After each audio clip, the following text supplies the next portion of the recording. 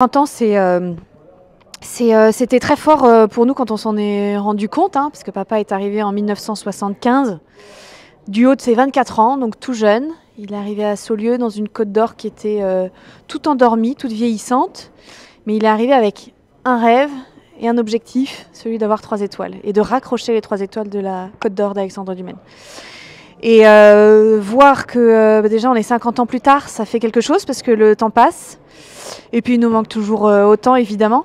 Mais c'est déjà 50 ans d'accomplissement incroyable puisqu'on est devenu, si on peut le dire, un des plus beaux relais et châteaux de France. Une des marques de restauration qui font le plus rêver les jeunes. Voilà, après ces 50 ans de niaque, de passion, ces 50 ans de rêves auxquels on a cru. Et c'est aussi 50 ans où la maison n'a fait que connaître des crises, en tout cas des moments difficiles à vivre. Et à chaque fois, une histoire de rebond extraordinaire. D'abord avec maman, et puis maintenant avec la nouvelle génération, Blanche et moi. Donc je pense que c'est un message fort. Voilà. C'est une histoire qui n'a rien de linéaire. Ça a été toujours comme papa, quoi, toujours à fond la caisse, on y va, et puis et des moments de vie un peu difficiles parfois, bien sûr, mais à chaque fois la vie qui prend sa revanche. Ça a été une mission pour maman, ça c'est certain, en 2003, mission qu'elle a non seulement accomplie mais complètement dépassée pendant 20 ans. Je pense pouvoir dire que pour Blanche et moi, c'est pas une mission, c'est à la fois une fierté, parce qu'on se rend compte de l'héritage incroyable qu'on a entre nos mains, et bien sûr beaucoup de responsabilités, parce qu'il faut qu'on s'en rende digne, et puis il faut qu'on fasse évoluer les choses aussi. C'est un gros travail pour écrire les valeurs de la maison. Qu'est-ce que papa a voulu faire ici? Qu'est-ce qu'il voudrait faire encore maintenant? Et à partir de là, on se dit, ok, tant qu'on respecte les fondamentaux, on peut aller très loin. Et c'est comme ça que j'ai créé par exemple les suites Cocon, qui étaient quand même complètement révolutionnaires dans le monde de l'hôtellerie.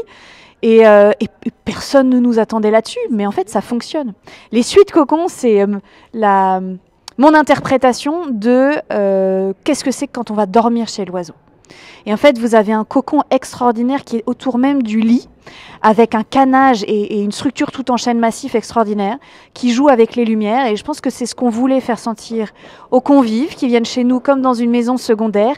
Voilà, qu'on est là pour s'entourer de chaleur humaine, être dans une intimité chaleureuse.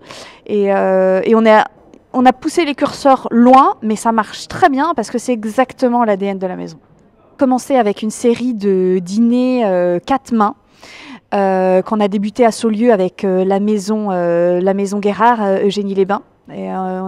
C'était une soirée vraiment riche en émotions, d'autant plus que ce sont aussi 2 filles qui reprennent l'histoire de la famille.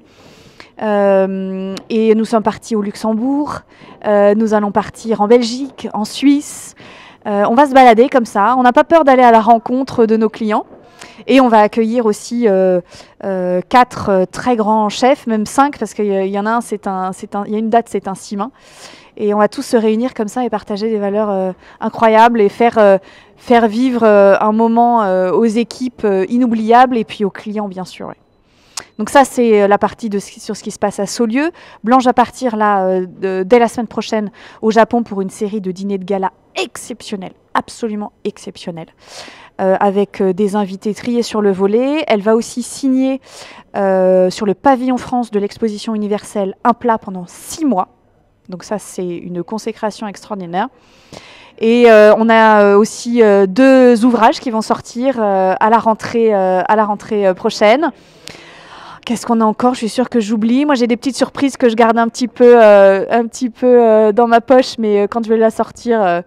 ça fera du bruit. Et puis, bien sûr, on continue les projets d'ouverture et surtout les projets de rénovation à Saulieu. Ce qui reste d'intact, je pense que, bon, je ne vais pas vous dire c'est l'ADN de la maison parce qu'on vient d'en parler, mais physiquement, pour les personnes qui viennent chez nous, ce sera la salle du Maine, qui est classée monument historique dans son intégralité et qui est vraiment le témoin de la grande époque de la gastronomie française et de tous ces géants de la gastronomie. Et aussi, à la carte, on a à peu près 3 classiques qui ne bougeront jamais. Les jambonnettes de grenouille, la rose des sables.